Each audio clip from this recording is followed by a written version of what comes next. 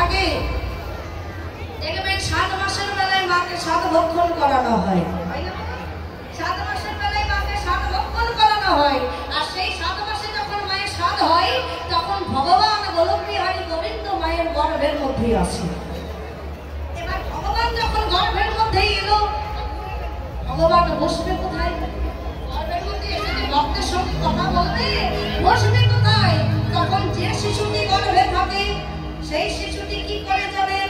মাথাটা মায়ের পেটের নিচের দিকে করে চরণ দুটি ওপর দিকে তুলে বলে, প্রভু বসতে দেবার মতো তো কোনো জায়গা নাই, তাই বসতেই যদি হয় আমার চরণের ওপর এসে বসো।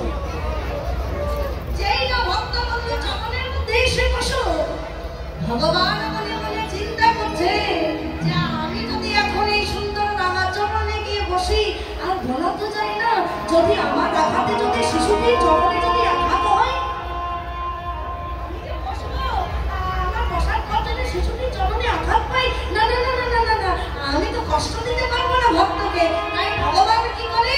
ভগবান সেই চরণের মধ্যে পদ্ম ফুলের পাপড়ি ছড়িয়ে দেয়। পদ্ম ফুলের পাপড়ি, আর সেই পদ্ম ফুলের পাপড়ি ছড়িয়ে দিয়ে ভগবান আমার গোলক বিহারী গোবিন্দ চরণের মধ্যে এসে বসে এবং ভক্তের সঙ্গে কথোপকথন করে। এবার কথোপকথন করতে করতে শিশুটি বলছে, দয়াময় রাত্রি যতটা বড় অন্ধকার, রাত্রি যতনে কৃমিতে আমাকে খুঁড়ে খুঁড়ে খাচ্ছে, প্রভু এই রাত্রি যত থেকে অন্ধকার থেকে আমায় আলোকে উদ্ধার করুন। আমি আপনাকে কথা দিচ্ছি, আমি যখন ধরাধামে যাব আমি আপনার সেবা করব, আমি আপনার নাম করব, আমি আপনাকে ভালোবাসবো। কিন্তু যখন শিশুটির কথা শুনে প্রভু মনে মনে ভাবে এমনই ভক্তই তো দরকার, যে তোমার নাম করবে, হরি নাম করবে, কৃষ্ণ নাম করবে। এবার সেই সন্তানকে যখন ভগবান সুন্দর করে পৃথিবীতে জন্ম দেয়, যে কথা দিয়েছে ভগবানকে গিয়ে হরিনাম করব, সেই কথা ধরাধামে এসে সব ভুলে যায়। আর ভুলে গিয়ে কি করি? দেখবেন সন্তান এই চরণটাকে শেষ করে, চরণটা দেখবেন প্রত্যেকটি বাচ্চার আমাদের জগতে যত যত বাচ্চা জন্ম নেয়, বাচ্চা কালো হোক বা ফর্সা হোক, পায়ের তলাটা দেখবেন গোলাপি গোলাপি থাকে, থাকে না? কেন? কারণ ওই যে ভগবান পদ্ম ফুলের পাপড়ি ছড়িয়ে দিয়েছে, সেই আভাটা রয়ে গেছে। আর যার জন্যই আমরা ভক্তরা ভক্তের চরণে হাত দিয়ে প্রণাম করতে হয়, কারণ ভগবান গর্ভের মধ্যে চরণে এসে বসেছিল। এবার আমরা যখন ধরাধামে এলাম, দেখবেন প্রত্যেকটি বাচ্চা ধরাধামে এসে কাঁদতে আরম্ভ করে। এবার যখন কোনো বাচ্চা যদি না কাঁদে, তখন ওই ডাক্তাররা আসলে ধরে মারতে শুরু করে যতক্ষণ না কাঁদছে। এবার ভক্তটি যে কাঁদছে, শিশুটি যে কাঁদছে, কেন কাঁদছে? কারণ ওই অন্ধকারে জঠরের মধ্যে যে জনকে দর্শন করেছে, তাকে আর এই আলোতে দর্শন করতে পারছে না। যার সাথে এতদিন কথা হলো, যার সাথে এতদিন আলাপ পরিচয় হলো, সেই আর তাকে দেখতে পাচ্ছে না। এবার শিশুটি কাঁদতে আরম্ভ করেছে। আমরা জনজাগতিক সংসারের মানুষ ভাবি কি শিশুটি কাঁদছে মনে হয় খিদে পেয়েছে, তাই মায়ের স্তনদুগ্ধ পান করিয়ে দিই। আর একবার যখন শিশুটি মায়ের স্তনদুগ্ধটা মুখে যায়, মায়ার জালে করেই আমরা সেই ভগবানকে ভুলে যাই। তখন আমাদের মরণ হতে হতেই মা শিখিয়ে দেয়, এটা হচ্ছে তোর বাবা, বাবা শিখিয়ে দেয় ওই দেখ এটা হচ্ছে তোর কাকা, কাকা শিখিয়ে দেয় এই দেখ এটা তোর কাকিমা, ভাই বন্ধু সবাই সবাইকে দেখানো শেখায়। কিন্তু পরিবারের কেউ একজনও দেখিয়ে দিল না যে আমরা তোর আপন কেউ নয়, তোর আপন যদি কেউ হয়ে থাকে একমাত্র গোলক বিহারী গোবিন্দ। কেউ দেখালো না, আসল পথের সন্তান সংসারে কেউ দেখালো না। সবাই বাবা বলা শেখালো, বন্ধু বলা শেখালো, মা বলা শেখালো, কিন্তু গোবিন্দ বলা শেখালো না। সেই গোবিন্দের নাম যখন স্মরণ করতে আমরা এসেছি, আজকে লীলার বিষয়বস্তু যেহেতু রূপ বর্ণনা, আজকে বিষ্ণুপ্রিয়া সুরধরি গঙ্গার তীরে গেছে বাবা জল আনবার জন্য। যেই না জল আনতে গেছে, এবার জল আনতে গিয়ে দেখছে সোনার পদ্ম একটা ভাসছে। সোনার পদ্ম মন্দির সঙ্গে সোনার পদ্ম ভেসে বেড়াচ্ছে। এবার বিষ্ণুপ্রিয়া মনে মনে ভাবছে সোনার পদ্ম যখন, আমার বাবা তো বিষ্ণু ভক্ত আর ঘরে আছে মা লক্ষ্মী, তাই আমার বাবাকে যদি সোনার পদ্মটা গিয়ে দিই আমার বাবা খুব খুশি হবে। আজকে সে হাতের কলসিটা মাটিতে নামিয়ে দিয়ে সেই বিষ্ণুপ্রিয়া গঙ্গার জলে গিয়ে সাঁতারে সাঁতারে সাঁতারে সাঁতারে সেই না সোনার পদ্মটা তুলতে যাবে, এমন সময় দিয়েছে এটা সোনার পদ্ম নয়। যেটা সোনার পদ্ম ভেবে এসেছে সেটা সোনার পদ্ম নয়, সেটা হচ্ছে একটা পুরুষের রূপ। যেই না সেই রূপটাকে দর্শন করেছে, চমকে উঠে বিষ্ণুপ্রিয়া মনে মনে ভাবছে কি, আমি তো দূর থেকে দেখলাম যে সোনার পদ্ম ভাসছে, তাহলে এটা রূপ হলো কি করে? তীরের দিকে তাকিয়ে দেখে যে একজন মহাপুরুষ সে দাঁড়িয়ে আছে, আর তার রূপটা যখন ওই গঙ্গার জলের মধ্যে উঠেছে যেন মনে হচ্ছে সোনার পদ্ম। গৌর হরি তো সোনার পদ্মের মতনই গায়ের রঙ, কাঁচা সোনার মতন গৌর হরির গায়ের রঙ, আর লম্বিতা ভুজ। আর এই গৌর হরি যখন উদিত হলো, আবার দাপর যুগে ভগবান বাঁকা শ্যাম হয়ে এসেছে। তার দাপর যুগ থেকে ভগবান মনে মনে চিন্তা করলো, আমি যে বলিকালে যাব, কেমন করে যাব, কোন ভাবে যাব? তাই রাজা রানী বলছে, বধূ তুমি যে প্রেম মিলাবে, নাম মিলাবে, তা তোমার পোশাক কেমন হবে, তুমি দেখতে কেমন হবে, এই কথা তো বললে না। তোমার কেমন রূপটা হবে এটা যদি তুমি বলতে তাহলে আমার ভালো হতো। বাবা আপনাদের একটা কথা বলুন, এই যে এখানে কীর্তন গান হচ্ছে, এখানে হরিসভায় মেলা বসেছে, প্রচুর কিন্তু এখানে মেলা বসেছে, রাস্তার ধারে ধারে বসেনি? গাড়ির মেলা, ফুচকার মেলা, আইসক্রিম মেলা। তাই এই যে মেলাগুলো বসেছে, এই মেলার মধ্যে যদি কোনো ভক্ত যদি 22 ক্যারেটের সোনা নিয়ে একটা ছেঁড়া বস্ত্র নিয়ে যদি সোনা বিক্রি করে, তাহলে তার কাছে কেউ কি সোনা নেবে? সোনা কখনো ফুটপাতে মেলায় বিক্রি হয় না। 2 নম্বর হচ্ছে যিনি সোনা বিক্রি করছে তার গায়ের পছন্দে যদি ছেঁড়া হয়, তাহলে সোনাটা কি কখনো খাঁটি হবে? অনেক সময় আমরা কিন্তু পোশাক দেখেও তাকে বিচার করে থাকি, নাকি না? পোশাক দেখেও বিচার করি। তাই রাধা রানী বলছে, বধূ তুমি কোন রূপে যাবে, আর সেই রূপে মানুষ তোমাকে দেখবে কিনা, সেই রূপে মানুষ তোমার প্রেমে পড়বে কিনা, এটা তুমি কি করে জানলে?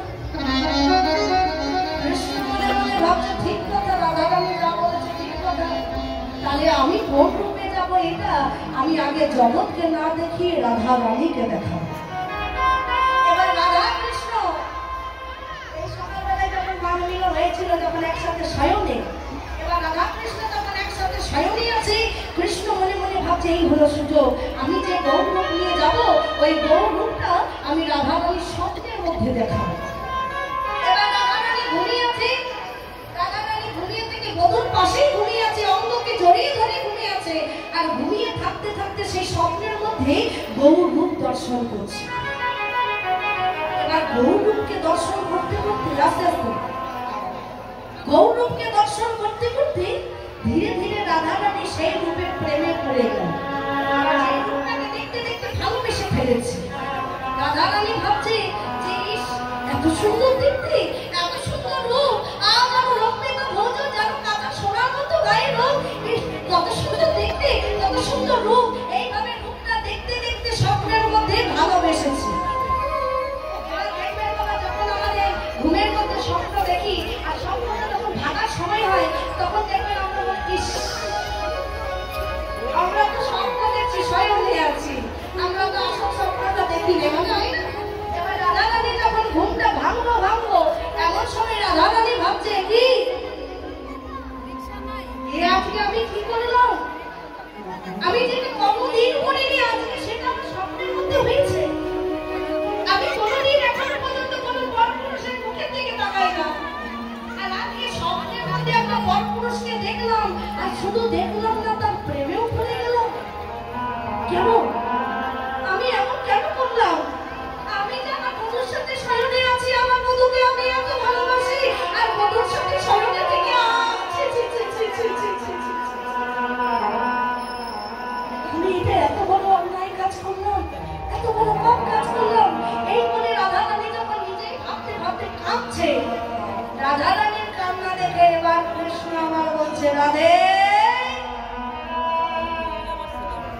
তুমি কাঁদছো কেন?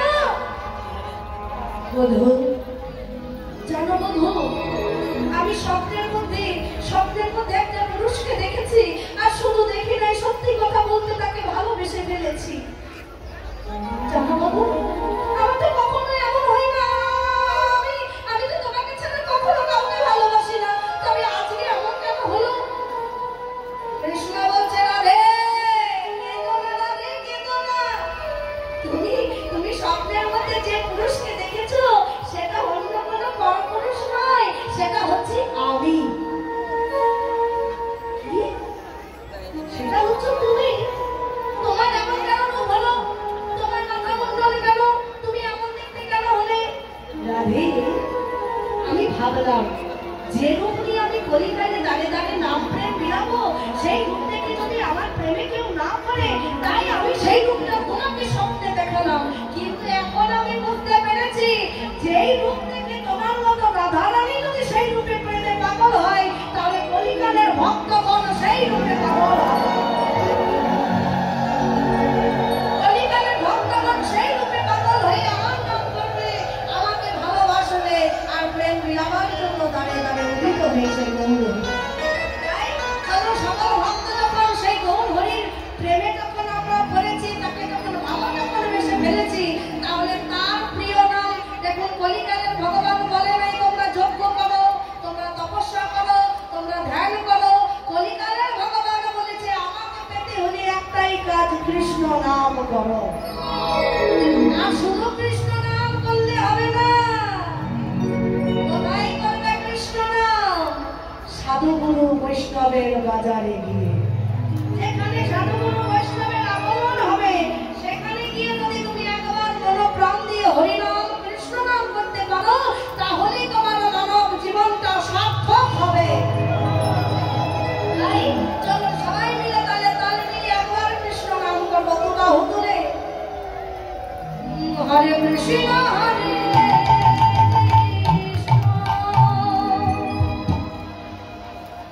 কৃষ্ণ কৃষ্ণ হরে হরে, হরে রাম হরে রাম, রাম রাম হরে হরে। সবাই তালে কৃষ্ণ হরে কৃষ্ণ, কৃষ্ণ কৃষ্ণ হরে হরে, রাম হরে রাম, রাম রাম হরে হরে,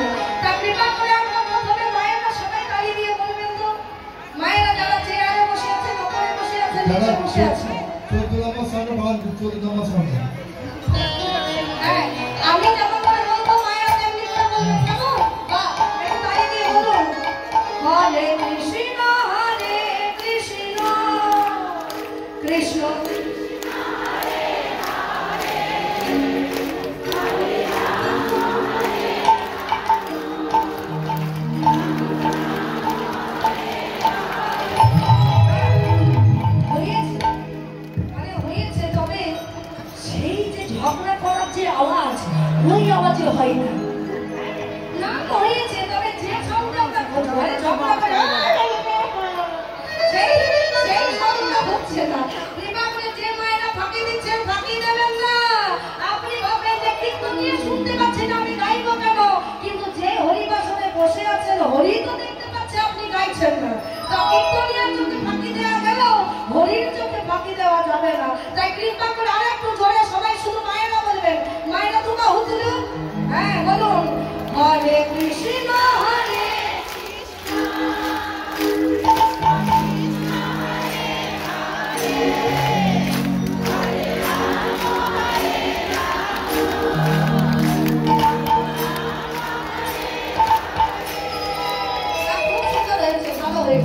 এবার বাবারা, হ্যাঁ বাবারা কিন্তু অনেক বেশি, বাবারা অনেক বেশি। তার শুধু বাবারা দেখি বাবাকে বলা চলে যেমন হরে কৃষ্ণ হরে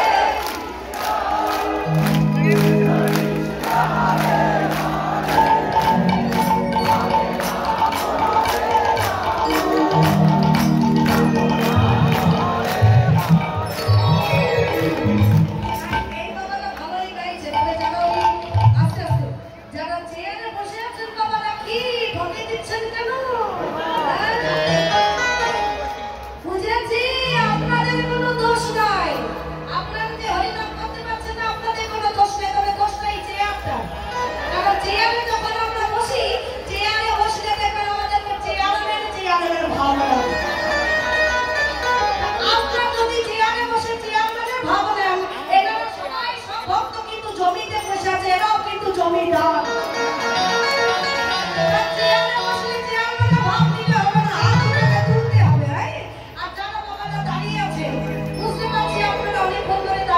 কষ্ট হচ্ছে, কিন্তু একটা কথা আমি একটা কথা বলি, যেমন এই আপনাদের কথা উদ্দেশ্য করে বলছি, একজন অন্ধ ভক্ত, হ্যাঁ চোখে দেখতে পাই না, অন্ধ ভক্ত। এবং অন্ধ ভক্ত এই একদিন বাবা কানে যেই না খোল খোল করে শব্দটা গেছে, এবং অন্ধ ভক্ত চারিদিকে হাত বাড়িয়ে বলছে, রে তোরা কে কোথায় আছিস? একটু একটু আমি শুনতে পাচ্ছি কোথায় যেন খোল বাজছে, করতাল বাজছে, একটু কীর্তন আসলে নিয়ে যাবি।